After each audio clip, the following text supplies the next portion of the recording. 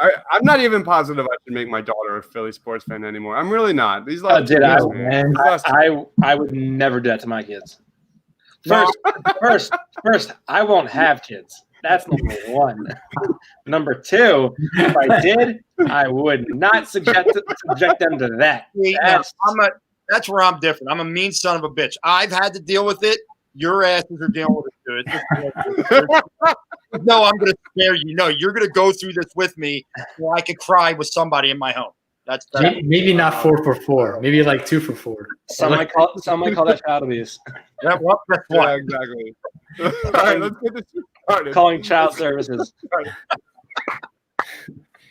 All right, guys. As expected, the Philadelphia 76ers decided to move on from Brett Brown after 7 years, 565 wins. Today, we are going to react to Brett Brown's tenure with the Philadelphia 76ers. We're going to discuss his replacement and wrap up changes that need to be made within the Sixers front office. Joining me today is my man, our co-host. He is Rob. Follow him on Twitter at Philly_Madness. What up, Rob?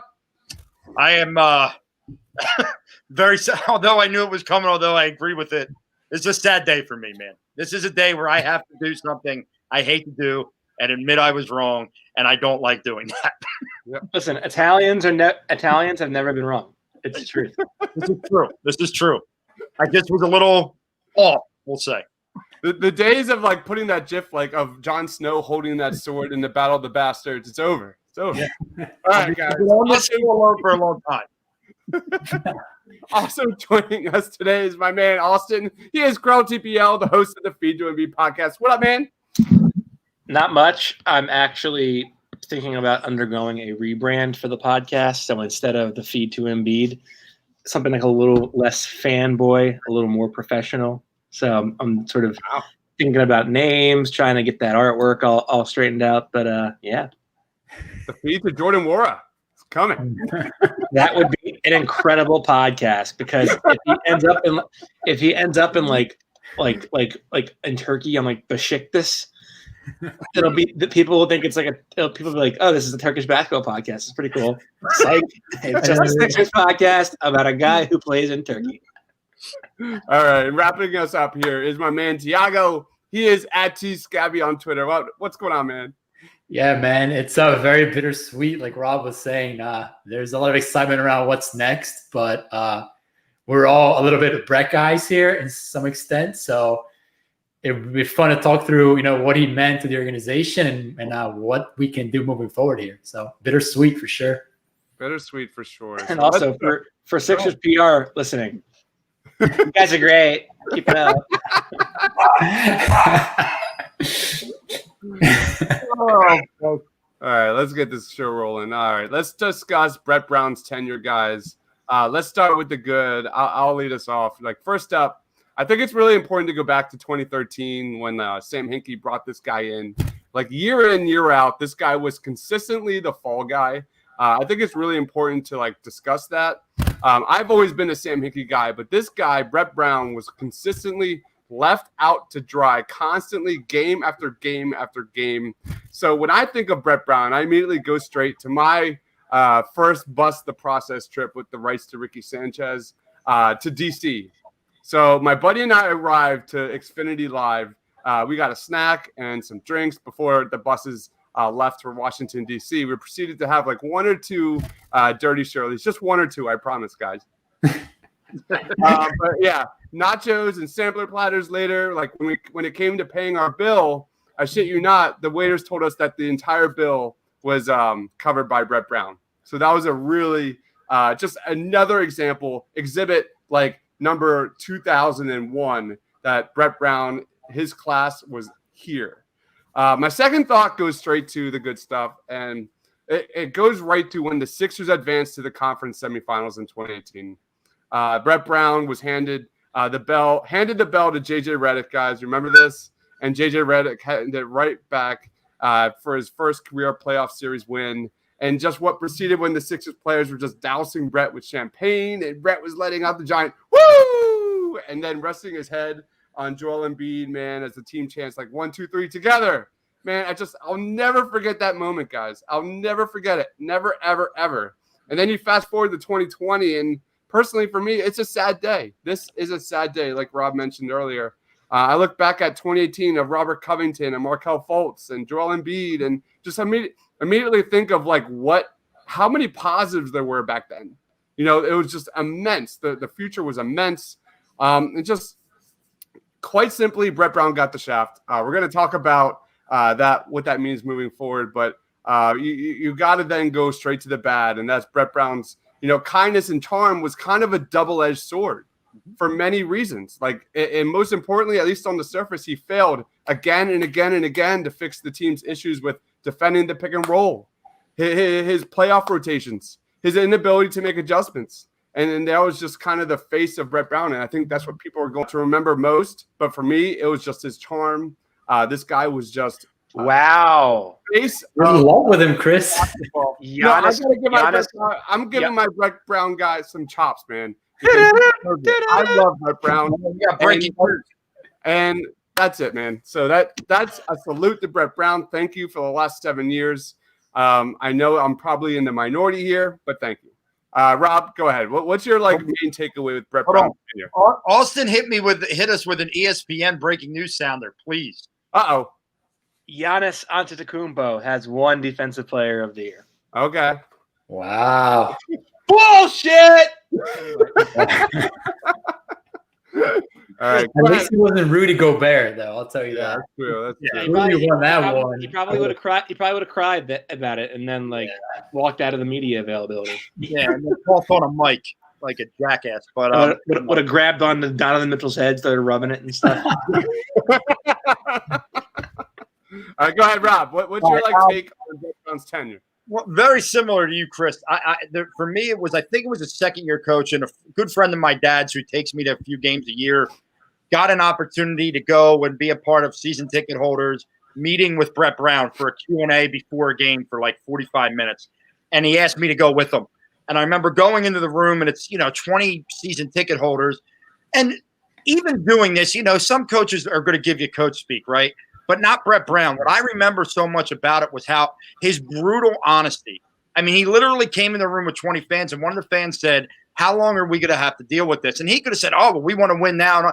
He said, no. He said, we're a few years away from being relevant. I mean, he was very honest and upfront about everything in his second year. And I always loved that. And I think that's why I've always had this just, love for him and really want to see him succeed. But listen, 102 players in 7 years is a lot of basketball players that he had to coach. I mean, let's first go there. That's it. What he had to endure. And I'm not a basketball historian, but I got to think very few coaches have had to endure what Brett Brown did in a coaching tenure in one city. When you talk about literally publicly tanking for all to see for years. And he had to, as you said, Chris, be the face of the franchise because Sam Hinkie didn't talk, right? Sam Hinkie never came out and said anything. Josh Harris always hid. Everybody hid, and Brett had to take it. They don't have a GM with Colangelo. Now Brett has to be the GM, and now people want to blame him for everything. He got thrown in the roles constantly that I'm sure he didn't want, okay? And that's what I'm going to remember as a guy who handled it all with grace and class. The last thing I'll say positive is I think Brett Brown could coach basketball. And the people out in the Twitter world that say that he can't don't understand the game whatsoever. He can coach basketball. Is he perfect? No. He absolutely has deficiencies. He had to go because the time was up here. But I will also say that I don't believe he was ever given the roster to fit what he did well as a coach. And he didn't have the ability to adjust to the rosters he had. And that was the ultimate downfall, I think, for Brett. Well said, Rob. Let's go on to Austin, man. So I do think that Brett's life was perhaps much easier when it was more of like a project as opposed to like okay, this is an actual basketball team. It's time to win games. And I think as time went on and things became more like, okay, this is real. This is a real franchise. We're here to win now. I think he was probably getting his arm twisted a lot as to what to say publicly, what not to say publicly, what information he could give out, what he couldn't give out. If you like, had that coach, had that meet the fans thing, that Rob's talking about this year, you probably would get a watered down buffet of coach speak. But I think we saw the best of Brett Brown in 17-18, and it was more so about the fact that this team fit. It was an actual fitting team. Thank you. There was kind of a culture, like it was no. I guess JJ sort of served as that voice, but you didn't have like a volatile guy who meant well like Jimmy Butler. But without their best player on the court, they had a well-fitting roster. That team won 17 games in a row. That doesn't happen. Now, by the same token, that same season, he was thoroughly outcoached in that conference semifinals series against an undermanned Boston team with his guys basically at full strength. And there were winnable games in that series. I think every game except game 1 was decided by like less than 7 points. So, and they actually had a lead, I think, in the final like 3 minutes of regulation in each of in 4 of the last 5 games. So, when it comes down to it, Brett Brown ultimately was a guy who would probably have been served better with a team full of guys who had been there before and knew how to win. Like a team like the Warriors, I'm sure, a lot of his philosophies were probably things that he thought could translate from the Spurs, but then again, Spurs had already had a core for many, many years, and they had won championships before they were experienced. They knew how to play. They also didn't have a revolving door of general managers. So I think ultimately Brown does get the short end of the stick here, but I do think that it was very well within time to go. And I mean, you see, Embiid, although they probably couldn't have done it without Ben, Embiid, as dominant as he was on the offensive end of the court, I mean, when they adjusted in that playoff series against Boston this season, there were times where he just did not give enough effort in the defensive end. And then after game 4, they ask him, they give him a chance to sort of give this glowing endorsement of Brett Brown, and he says, well, that's not my decision. I'm not the GM. So, I mean, it essentially feels like he gave up on the coach, a guy that he's always loved. But ultimately, it feels like there was a ceiling with these players that Brett Brown could only get so far. And I think he was a more, I guess, less of a motivator, less of an inspirer, but more of a, like get your shit together kind of guy. Wasn't afraid of confrontation. We might be having a different conversation, but here we are. It's time to win, and I don't think that the winning begins with Brett Brown. I mean, how many seasons in a row have we heard murmurs about guys not being happy with their roles? How many seasons in a row have we seen guys take a step back? Like JJ Redick is the only player in the last 3 seasons that has been acquired by the Sixers and actually came out as good, if not better, than when he came in. Like Tobias Harris, a 21 points per game scorer for the Clippers. What the hell is he? All right. Well, let's go to the comments. We have Bernie joining. Thank you so much for joining, Bernie. Bernie, this was a comment directed towards Rob. I agree. We also had Aaron XA joining. He said, facts, Rob. I feel he should get a chance with the Pels. That's an interesting choice. I'm really interested to see when Brett Brown takes his next coaching position. He'll get an opportunity. I can't imagine a guy like Brett Brown doesn't at least get one more opportunity. But I think it has to be the right situation for him because as he showed here, adjusting was not his strong suit, right? He knows, what his system is, and you got to have a roster that can do what he wants to do. Hey man, thanks for what if Pop leaves for Brooklyn and then Brett goes back to coach the Spurs? No. and then he's there for like 20 years and they win like 4 or 5 championships. And I become a Spurs fan and follow my guy because all right, we're just like, what the fuck? Let's go to my man Thiago. Go ahead, dude. Talk to us a little bit about Brett Brown's tenure. What do you remember most? Yeah, so we talk a lot about grades and rating a coach, his tenure, his whole time here in Philadelphia. I go back to like what if, right? So if you guys remember that game in 2017 against the Lakers where Embiid kind of went off for 50, whatever, 46, 15, 7, yeah. 5, I think. Yeah. So I was actually living in LA at the time, and I went to the game. I was sitting all the way up in the stands with a bunch of, fanatic Lakers fans, and just watching interaction and watching the players interact with Brett Brown was something that it stood out for me so much. I mean, they genuinely loved him. There was tremendous respect and excitement around the Sixers at that time. And I remember leaving the court and calling a couple of my buddies and saying, man, the Sixers arrived, man. This team is for real.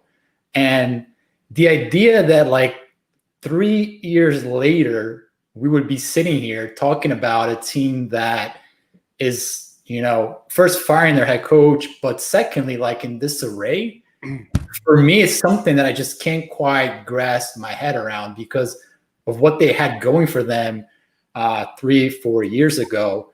So when I talk about, missed opportunities and an incomplete grade, I go back to, that Markelle Fultz, Jason Tatum thing. And are we having this conversation today if the Sixers lineup is Joel Embiid, Ben Simmons, JJ Redick, Jason Tatum, and insert whoever else you want to insert on the team? I mean, I don't think we're having this Jordan Nwora. I don't think we're having this conversation today. And that's the bittersweet part about it, because I think Brett has his shortcomings, and you guys all touched on it, I think, very well. But I don't think Brett ever really had a full plate at his disposal. And I think that if he did, we would probably be talking about a team at the very top of the Eastern Conference competing for regular championships. So, yeah, I mean, the time was right and the time is now, but it's very bittersweet and incomplete for myself. All right, let's go to a comment here. Greeny Green says trade proposal to get rid of Al Horford without. I like Horford better. I like Horford a lot better. Yeah. Horford for Batum's. Batum's. All right. I mean, fine. I've done hundreds and hundreds of hours in this draft. If we don't have to give up that first round pick, I am 100% good with that. I guess. What is there any chance? Is there any chance? Wait. It says upgraded center. Who's a center? Nick Batum is not a center. Nick Batum. I think he's talking about Horford. Yeah, I mean, listen, Oh, got it. Okay, I misread. So, I mean, is there any chance that the Sixers are able to trade Al Horford without giving that number one pick? No. No? I don't think, here's the deal. I think there's a team out there who would take Al Horford if you sweeten the pot. Right. I know there are teams out there that would. Yeah. And what I mean by that is I don't think Al Horford just went collapse. I just think the fit here with Ben and Joe and the space, it just doesn't work. And I think a team is willing to take its chance, but you're going to have to give that pick up. I'll be honest. I'm doing it. This team has not shown me they can draft anyway, outside of maybe Matisse Thybulle, but we don't even know yet. I do like what I've seen. So I'm totally fine giving that away. If you bring back, you heard Elden Brand say today, right? We want to see what they want to develop around them. If Joel Embiid doesn't march in that room, if Ben Simmons would say, get me friggin' 3-point shooters all over the place, then I don't know if they understand the game of basketball. I just don't know if they get it. All I think about there is, all right, get rid of the first round pick in the Al Horford deal, and then trade the top 2 second round picks to get into that mid to late first round and take my man Tyrell Terry and just watch him run off screens and just hit long range bangers. Jordan Nwora. I've been wanting to ask you about Tyrell Terry because I've been reading up on it, and his name keeps popping up as a possible pick for the Sixers at that 21 spot. And, I was coming to you guys on this because I had no idea. One point on Al Horford, though, and that's something I think Sixers fans may not want to hear, but I mean, Horford's value is an all-time low, right? So it doesn't get any lower than that. Are the Sixers better off bringing Horford back under a new coach that can maybe work with a better fit and then try to flip him where his value is perhaps a little bit higher? Because I am not sure the Sixers can dictate any trade terms without Horford the way it's at right now. That's a great question. Anyone have a response to that? Yeah. I think there are a couple teams that do have interest in Al Horford.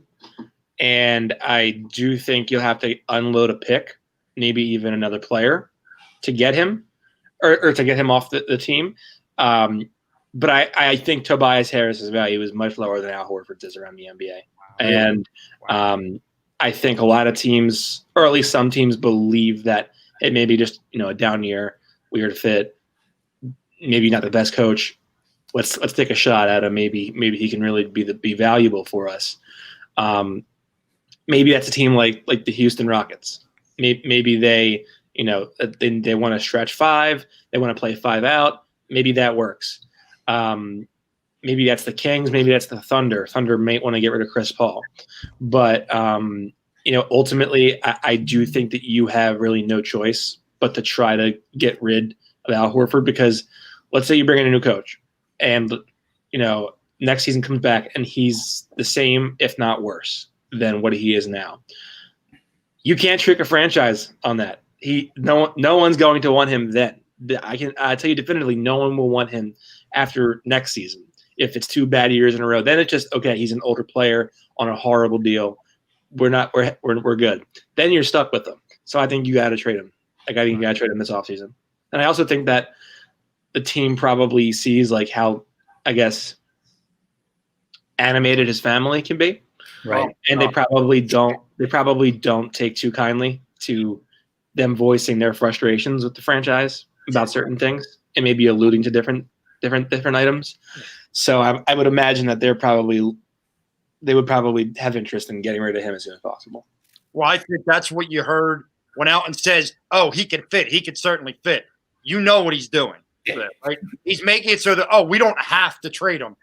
Damn it, Elton might already be on the phone with teams like the Kings if he's even allowed. I don't know how the tampering rules, but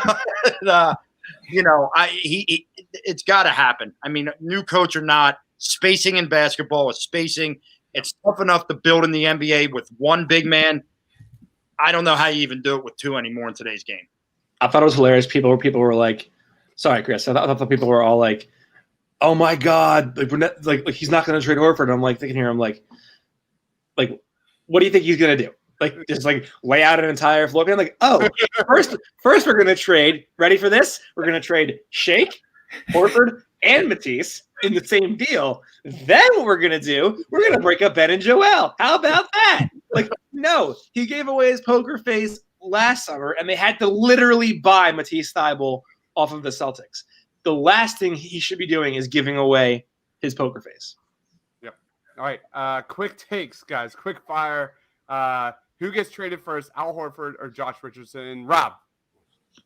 I think Al Horford, because I think there's going to be more of a want for a guy like him with his skill set on a team that doesn't have a Joel Embiid. I honestly think the chances are very high that they find a suitor for an Al Horford trade. Josh Richardson hasn't shown me anything. Thiago. I'm going to go with Josh. And the reason why I say that is because I do think Josh has value. I think that his contract makes it somewhat appealing. And perhaps you get another player there that you can sweeten the pot in a Horford trade, just kind of, double up on a Horford trade. The Sixers are very low on assets, obviously. So I'd be looking to trade Josh first and foremost. Austin. Together. I like that. Wow. I like that. I like it. We have Greeny Green coming in. Wait, that's the wrong one. We can't give up a first-round pick. We need all of our picks for the next 3 years. We got to make them count. Why? They can't make them count. Yeah. I mean, This is like it's like this in all the sports. I am so sick and tired of Philadelphia fans. No offense to Greeny Green, but I'm just tired of Philly fans in general valuing these picks that are such a friggin' crapshoot, and our teams never get them right. What the hell's the difference? Just trade and get somebody who can play, who we know can play. I 100% disagree with that. I 1,000,000%. Rob, I don't disagree with you often. I 1,000,000% disagree with that. When you look at this roster the last 2 seasons, they have had incredible imbalance across the roster because they have an overpriced starting 5 with absolutely no depth. Yes. The best teams in the league, like the Raptors and the Heat and I agree with that. And the Nuggets and what have you, those teams all capitalize on undrafted talent and late pick talent that comes cheap to begin with, and they develop that. They have to start taking care of those assets and those picks.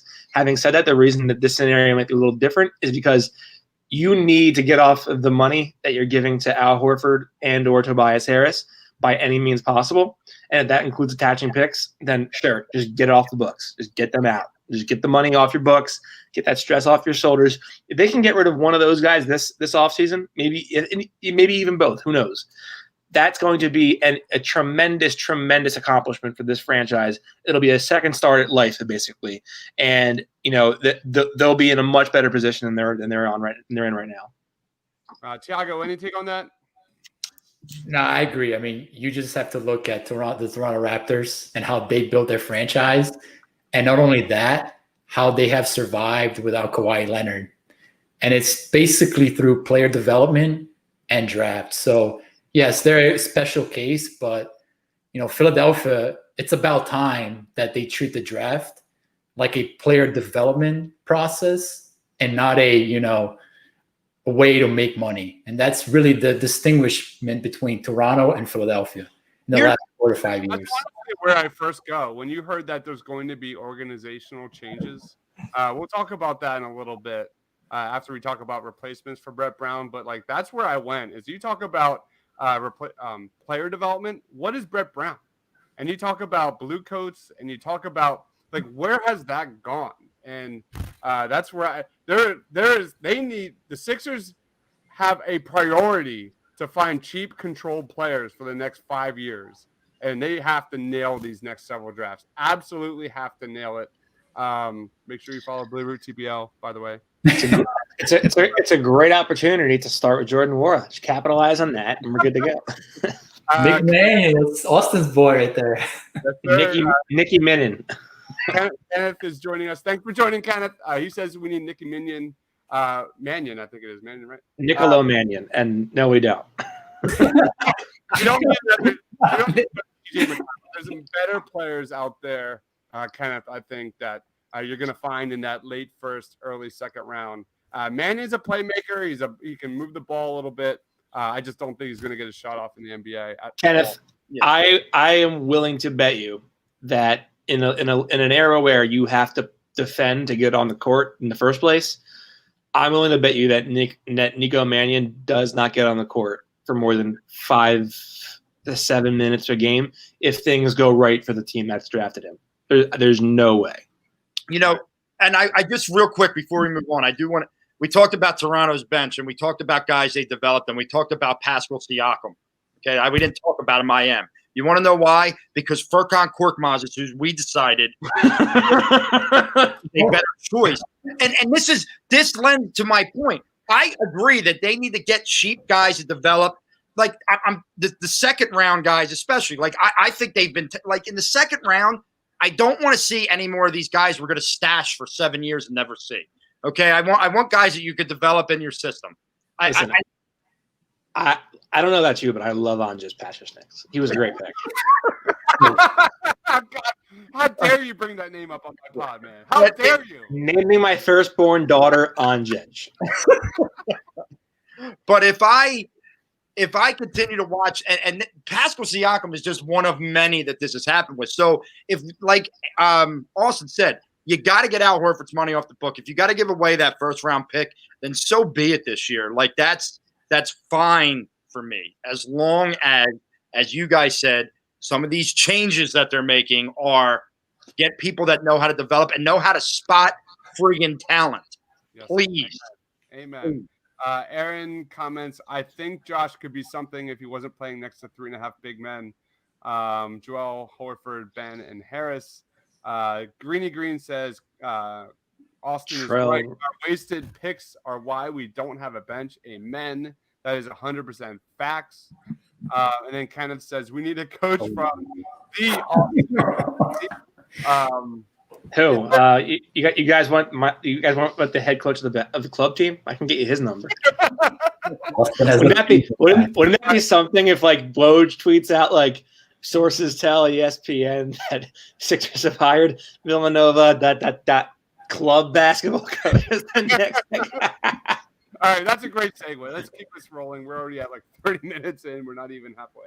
All right, let's go on to who should be Brett Brown's replacement moving forward. I'm going to lead off. I got TYRONN Lue, guys. Like, how can you not hope for TYRONN Lue and Allen Iverson ringing the bell together during the Sixers' home season opener next season? Right? Am I right? No, I'm just here. Right. Is that the one reason you want TYRONN Lue to be the fly this plane? Are you kidding me? No, I'm just totally joking. All right, but TYRONN Lue is a player's coach similar to Brett Brown. This is kind of like all the talk right now is about TYRONN Lue and the Philadelphia 76ers. They have mutual interest. He's got a high reputation for holding his stars accountable, which is a must. Guys, that is a must for Sixers moving forward. We saw Brett harp on Joel Embiid getting into career best fitness over and over again all last offseason. And what do we see? We saw Joel Embiid completely fall apart late in games, look way too soft, shy away from contact, loses his legs. Beyond that, like unlocking Ben's potential and his jump shot is everything. Could TYRONN Lue be the guy that unlocks that potential for Ben Simmons moving forward? I like TYRONN Lue's offense. It's clearly predicated on ball movement, off-ball movement, making the extra pass, letting his stars dominate. Too many times we saw Brett shy away from Joel Embiid late in games. Feed this guy the ball in the post. Way too many times we saw an offense that became stale and too predictable. Way too many times we saw guys just stand around and wait for Joel Embiid to do fucking something. And in the Boston series, he chooses to go exclusively to Embiid and nobody else. And wouldn't call out his own players. So that's a little bit about TYRONN Lue. Like, let's lead off with Rob. What is Brett's replacement moving forward? Well, on TYRONN Lue, listen, if that was the move, I wouldn't hate it. I wouldn't love it. My fears with TYRONN Lue is he was a handpicked coach by LeBron James. He had the best player in the world on his team. He had a team that was already ready to win when he came in. And then when LeBron – and then the thing that bothered me about TYRONN Lue is I don't know what happened during the finals when he had to walk away for a few games because of mental fatigue or whatever it might have been. The minute LeBron was gone, it was like, uh-oh, and he was fired quickly. There's a lot of unknowns there. Wouldn't hate it, wouldn't love it. Listen, I know it's not Austin. Don't kill me. I know it's not going to happen. I know it's a 1% chance. But if I had my choice, why would I not choose Jay Wright? Why would I not choose Jay Wright, who is a leader of men, who is a basketball guy, who has coached with dream team coaches. So he's coached professional players as an assistant coach. The guy can handle a professional locker room. Listen, I know it doesn't work out often. I know Brad Stevens is an example that doesn't happen very often, but I think Jay Wright is the type of guy who could also do that. That's who I would want. I don't know. I like Stan Van Gundy, but his name's not even being thrown around right now. I honestly have no idea which way they're going to go with this. I mean, honestly, like I'm like honest. I don't know if I'm more nervous about the day that my daughters bring home their first boyfriend, or who the hell the Sixers are going to take as the head coach for the next 10 years. What if it's the same guy? Well, you know what? Get me some damn tickets then. I mean, what the hell?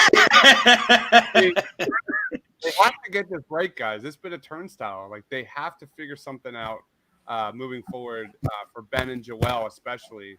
Let's go to Thiago. Where do you see this going, man? Where do I see it going? I think they're going to go with Udoka. Ah! Yeah. If you follow this franchise's their steps, they seem to be they take a lot of shortcuts.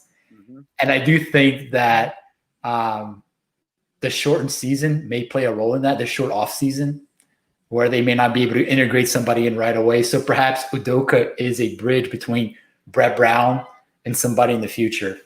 Now, do I agree with that? Absolutely not. I think that they need to revamp how they think about their offense and how they think about their team. And what I mean by that is a coach who is going to, I know, Chris, you mentioned Embiid a lot. And listen, we all love Embiid, but we all see the value that Embiid brings to the court as an offensive and defensive presence. But the days of feeding the post 25 to 30 times a game are gone, and they're not coming back. So Brett Brown was very set on that mindset, and I think it limited the offensive ceiling that this team had, especially when they lost JJ Redick and some of those shooters in the last couple of years. So for me, it's important that they look at their roster, whoever comes in, and sees the value that Ben Simmons has as a open court threat, as a guy who can push pace in transition, and a guy who can create shots similar to the way that Russell Westbrook does in Houston. You know, he doesn't have to shoot to be a shot creator. And Philadelphia oftentimes limit his ability to half court by having, 3 power forwards or playing a slower pace. So I think those are the main points to think about moving forward. But if you ask me, I have zero faith that they're going to make the right decision. So, Damn. 2.0. Damn. All right, let's go to Austin. I think I agree with what Thiago said. I think ultimately they will go with Udoka. Whether it's the right decision or not quite sure. While Jay Wright would be an interesting candidate, I think he's a good fit in the NBA. I don't think he's the right fit for this team in particular. A team like the Bulls would be interesting for him. A team like maybe the Pelicans would be interesting for him. But I don't think the Sixers are the right ones for him. If it were me, my decision, I would look at Jerry Stackhouse. And I know that's a name that isn't as popular right now in the market. That's not what everyone's saying. But I look at the mold of what Nick Nurse is doing in Toronto, where they're like identifying cheap talent and they're developing it. Nick Nurse won a G League in the NBA, won a G League title a couple of years back. And then he comes right up and is an assistant for a couple of years. And then he takes over for Dwayne Casey, and then boom, title, whole new culture there. And they're in an excellent spot despite literally losing the guy carrying their franchise on his back last year. And I think Jerry Stackhouse is under consideration, but I think ultimately they won't go that way. But if it were me, that would be the choice I'd make. All right, let's go on to what changes need to be made in the front office. I know, Rob, you've been dying to get into this. Floor is yours, bro. I'll get my popcorn. Yes, I have spent most of the baseball season talking about how inept of an organization the Philadelphia Phillies are. Well, they now have company in the city in a battle for ineptitude when it comes to okay, because here's the issues, right? When Brian Colangelo had his god-awful burner gate, whatever the hell it was, they thought the right idea was keep all of his holdovers here. That's going to go over real well. And let's do this collaboratively because, that's what everybody – what in God's name was that thought process, first of all? Secondly, weeks to come out of your organization for 48 hours leading up to the firing of Brett Brown, ripping to shreds a man who endured more than anyone because your dumbass owners and at the time your socially awkward general manager and Sam Hinkie couldn't talk to the media.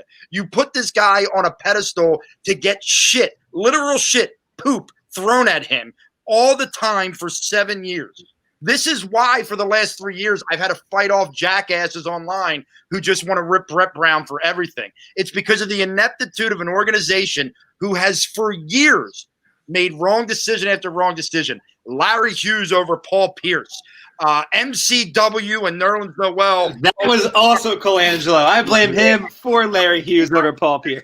In general, this organization just consistently does the wrong thing. You have guys at the top and Josh Harris who doesn't give a shit what his team does. If he's making money, it's all he cares about. It's why he continues to try and buy another team in some sport every friggin' year. You know what I mean? And that is where the problem is. Like, I want to rip Elton Brand, but at the same time, Elton got thrown into a situation to be a puppet for these morons that are running him. And I think Elton's a good basketball mind, and I'm okay giving him a chance. I liked hearing him say the collaboration does not work, basically saying this is my thing now, and I'm going to run it the way I want now. I am the captain. I don't know. But I will tell you right now that there better be major turnover in development, in scouting, in everything, if they want to make sure that the process doesn't die. I'm not like these national morons who want to say the process is dead yet. But if you don't make these correct changes, the process will die with nothing good coming from it. All right, let's go right to Austin. Well, there was one good that came here. There was one good thing. What's that? The confetti game was pretty cool. But other than that, I thought you were going to say TJ McConnell. Bellinelli. Oh, that was that game. I thought I saw the confetti. I was like, oh, that must be it. They won. And then I was like, lo and behold, I was in Fort Lauderdale for a bachelor party watching that with 15 guys from Philly. And we broke glasses celebrating just to find out, because you couldn't hear the TV, just to find out that the game wasn't over. And we were like, oh. And then they lost. And the irony being that you also then needed the glasses to drown out the pain of the loss. Rob, I was at the beach with a bunch of friends, and we were all watching that game at a bar down in right off Ocean City, New Jersey, and we were all having a great time. And that was like one of the craziest moments, is we're all celebrating, and just in our little clique and little like kind of like same wavelengths. All right, go ahead, Austin. What was that story? Okay. Sorry. Yeah. I mean, the reason that we're struggling to come up with like succinct, non-repetitive points about why the front office is so frustrating, that's intentional by them, because they don't want to have anybody be able to stick fingers at anybody and say, you're to blame. They want it to be a no blame or everyone gets blamed situation. And the fact that they were literally allowing minority owners and majority owners be the lead voice, they were make draft night decisions as if those guys have watched a fucking second of college basketball all season long. It's damning. It's damning, and that's not how good franchises are run. Look at the best franchises in the NBA, the Heat. God damn my soul, but Heat, the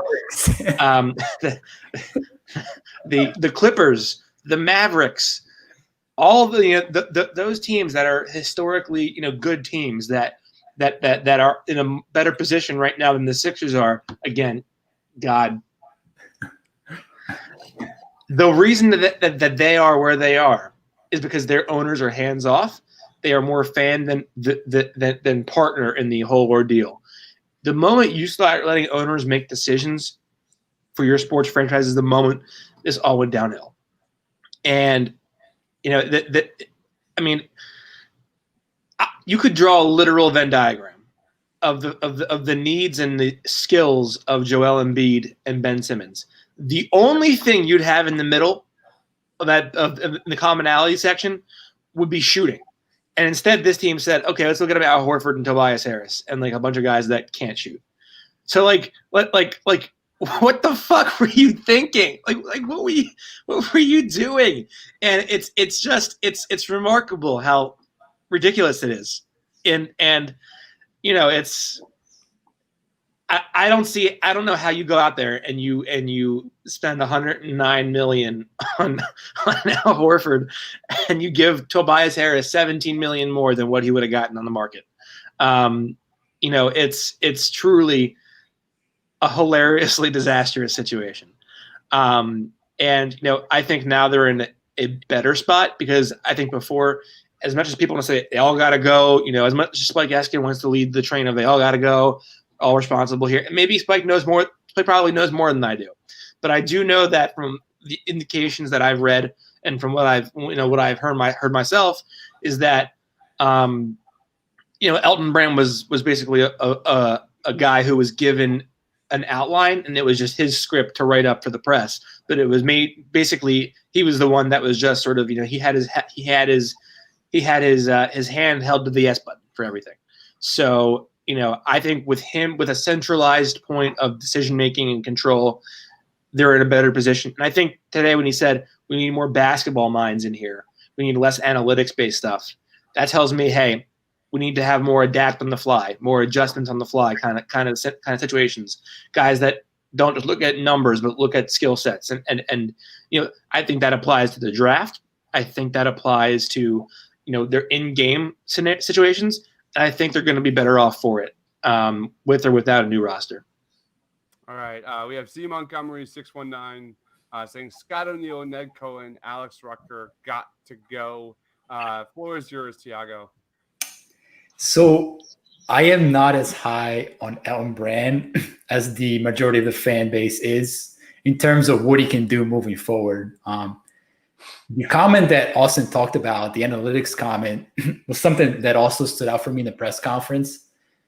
And it came across to me like a guy was hiding behind analytics. When I look at the Sixers roster this year, the one common thing that stood out was how analytics driven this roster was, meaning that, power forwards who don't shoot 3-pointers. So that tells me that even though there is an outline in place for Elton Brown to follow, he also Brown. Was that Elton Brown. It's all GM. It's all the same at this point. It also tells me that he did have a part in this. And folks are easy to kind of dismiss, his role in this shitstorm. And let's go back to the draft. You're telegraphing Matisse Thybulle. You're overpaying for Matisse Thybulle. Yes, Matisse Thybulle is a good player, and he can be an even better player in the future. The fact of the matter is, you vastly overpaid for Matisse Thybulle. So when you talk about moving forward this franchise that doesn't have a lot of assets to work with, you have to be able to work these trades for maximum value. And at no point in time has Elton Brand showed any capacity to do that in his 1+ year stint. So I am less optimistic about what the future holds with Elton. And then he talks about also, restructuring the front office. He went on his tangent about, we're going to look at everything and work, what each role is moving forward.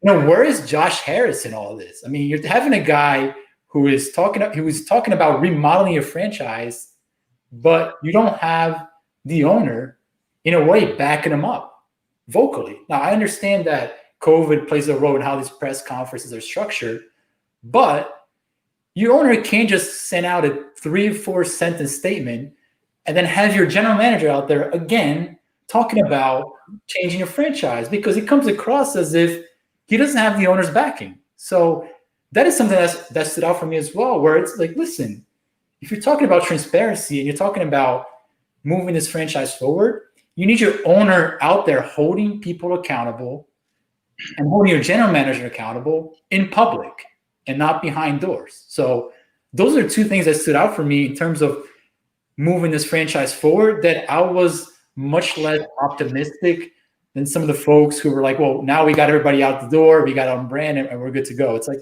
well, time out. Like, it's not quite like that. So, well, I guess we'll see in the future, but I'm not as optimistic.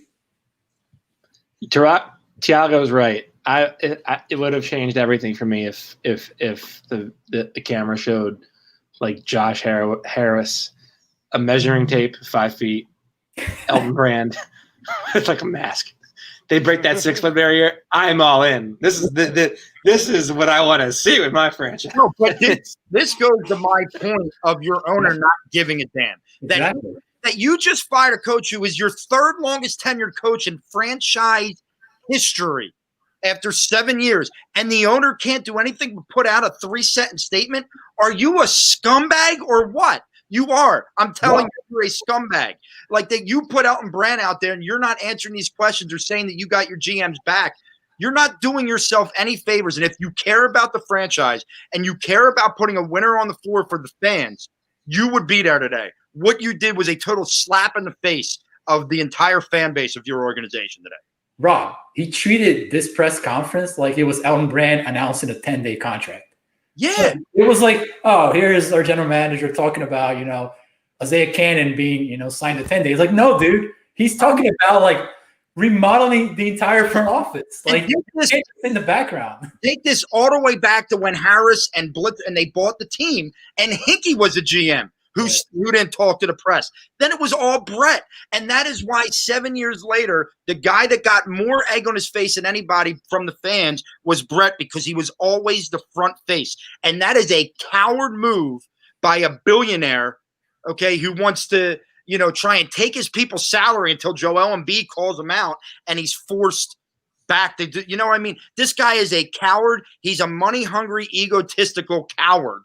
And for him not to be a part of this right now, saying, hey, we stand with Elton, we want to reshuffle everything, that to me is Norman Brayman-esque, okay? And if people know Norman Brayman in this town, because that guy was another one of those coward scumbag guys. Really hope that the PR team of the Sixers has stopped listening by this point. Sorry. I think Chris has stopped listening. Or he froze. Hey, back. What? Got a second, Chris? I'm having internet issues. Are we good? Yeah, I thought you were intently listening to my rant, and apparently you weren't. You were just frozen, which is cool. Chris actually fell asleep during the rant. No. All right. Is it my turn? Wait, did you hear what I said? No. What'd you say? I said, I really hope that the PR team stopped listening at this point, because Rob just absolutely obliterated her. And I apologize to all of you heads of PPL. If this comes back, you have to fire me. So me and Brett Brown will go on an island together. And, Josh Harris 100% called a hitman. Was like, yeah, take care of this guy, Rob Lange, for me. Yeah. I literally – there was part of me for 2 seconds that thought, are you going too far? And I said, nah, screw it. Just keep going. I was kind of at that point. No, I agree with everyone's comments here. And, when I saw Brett Brown being fired, like, where does it end? Because Elton Brand absolutely is now under the clock. He is under the gun. This is now his team. This is now his coach. This is now like his direction of the squad moving forward. And like Thiago said, I am completely terrified of what that means for this offseason moving forward. Brett Brown didn't trade Landry Shamet. Brett Brown did not max Tobias Harris. He did not give $97 million to Al Horford. So there's that, but everything circles back to player development for me. That is really what the bottom line is here. You look at 2015, Willie Hernan Gomez, Rashawn Holmes, JP Tokoto, 2016. Long live JP Tokoto. That's all TLC, Furkan Korkmaz, 2017, Jonah Bolden, Mateus Lasorte, 2018. Did they have Kyrie Thomas? I think they traded that guy. And then they traded that guy. Like there is a long list of guys here that have not developed. I mean, can you plan for Zaire Smith to have some sort of allergy attack? Absolutely not. That is a completely random moment. Go ahead, Rob. I want to ask this question, because one thing you've heard, right, is everyone's saying Brett didn't have anything to do with this team. He played with Cal Bridges. I don't believe that was Brett's call. I believe that was some idiot in the front office. No, that was the owner's call. Yeah, and Brett, exactly. And Brett had to be the face. And now here are the people saying that was Brett's move. No, just they're too socially awkward to get in front of a camera, so Brett has to do it. And then Brett gets blamed for that as well. And it's just, I almost am happy for Brett that he doesn't have to deal with the ineptitude on a daily basis. And he can do something a lot more fun. Make no mistake about it. Brett Brown's walking away with $10 million still owed. There is no doubt in my mind that he's like, Joke's on you guys. I walk away from it. I don't have to watch the Sixers anymore, and I get $10 million coming my way. I can retire now. Yeah. All right, Nathan Logan joins. He says, "Sup, boys? Thanks for joining, Logan." Or Nathan Logan. Kenny Atkinson is the man for the job. We will see. We will see. Aaron says, Kropot's doppelganger has arrived. No one wants that. No one wants that. KJ McDaniels, guys. Oh my God! Remember KJ McDaniels' mom? His mom. Why is it draft these guys whose parents and sisters just want to run their mouth constantly?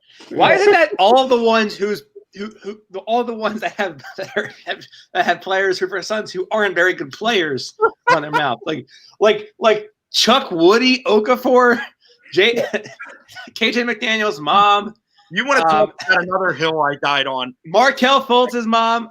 I died. Al Horford's sister.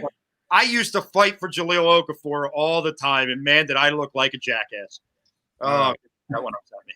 All right, let's wrap this up, guys. That is my man, Rob. He is at Philly_Madness. Time to plug some shit. Tell us a little bit about the Madness, man. I got two things going on. We got the Madness live Thursday night at 8 o'clock. Me and Jess are going to disagree on some things because I saw her top 5 coach want list. It's not my top 5 list, which means fireworks when me and Jess go at it. So make sure you're Thursday night. Also, later Thursday night, I have been asked to go on to a Dallas Cowboys podcast to do an NFC East. Right. It's one podcaster from each team kind of going on. And Philadelphia is not going to be happy with me because guess what? I'm going to rip our team a little bit. Shocking. So make sure you're following me on Philly_Madness for that information. So Thursday night, busy night, Madness, and I'll be on a Dallas podcast actually talking about how I'm impressed with what Dallas has done so far. All right. Go ahead, Austin. Your turn. We've broken Rob. Well, first, I would like to plug, if you haven't yet, go to John Marks' Twitter and go look at the recording of Jack Fritz versus Elliott Shore-Parks, pitching versus batting. That was a tremendous display of athleticism by Elliott. I was very impressed by that. Oh no. He looked like what's the guy from Benchwarmers? Not Richie, his brother. Rob Schneider? What was it? Rob Schneider? Howie. He looked like Howie, like hiding behind the catcher instead of in front of the catcher. Not at all surprised by that. So that was great. I also have an article coming out for Vince Quinn tonight, breaking down the Brett Brown tenure and the mistakes that were made. Also, hopefully, I'll be I guess taking over more of the beat job for the Sixers soon with Jason. So be on the lookout for that. And other than that, just keep classy, San Diego. Go ahead, Thiago. Yeah, the Flyers could have used the other short parks last night. I don't know about you guys. You guys are trying to dig the knife really deep. I didn't even think about the Flyers. I was angry again. Yeah, I mean, we're going to continue our draft coverage. We covered 2 guys last week who I think the Sixers should be very high on, Skylar Mays and Saban Lee. They'll probably not be high on, but that's a whole different conversation. And I'll continue to cover the NBA playoffs. Austin's got the Sixers stuff down pat. I tend to look more at the NBA and look at some subplots. I just wrote about Utah. They have a fantastic offense this year, so definitely worth checking them out if you get a chance. And wrote a couple of other things. So keep out on the lookout for that. But with the draft coming up, that's going to be the meat of our work for sure. Yeah, man. I personally can't wait for when we have all of these prospects that are like getting drafted, they're like shooting guards, and we're like getting all excited, and then they're like the Sixers select like Biswanath Mujitsu out of a 7'8" man out of like Congo, and you're like, oh, another center, great. Also, I really look at every guard out there. Like we have the whole guard stratosphere covered. Like if the Sixers do not draft one of these guys, like there's something wrong. It's like you go into an exam and it's like you found the answer key and you studied only that answer key, and then the test ends up being completely different, and then you're just like, fuck. Yeah, pretty much. Yeah. All right. So I am Deibs, Mr. Crockpot on Twitter. I am just getting over my hangover from DC fandom. For all of our DC Comics fans, I live streamed from 2 p.m. to 11 p.m. last Saturday. That was a banger of a day. It was so much fun. Check out Movies Matrix. Check out Geekly Goods for all those video live streams. It was a blast. Now that the Sixers are over, now that we can get kind of just knock out these NBA draft scouting reports. They are coming. Make sure you follow Blue Root TPL. Tons and tons of NBA draft content. We've already done a shit ton, guys. But it's time to kind of wrap this. Put it in a box, put a bow around it, and just like really start getting into some Sixers big boards. Let's do some mock drafts. All that crap. It's going to be a tons of fun. So make sure you follow the painted-lines.com, follow the Blue Root TPL, follow the Painted Lines at the Painted Lines on Twitter. For Rob, for Thiago, for Austin, for myself, thanks for watching, guys.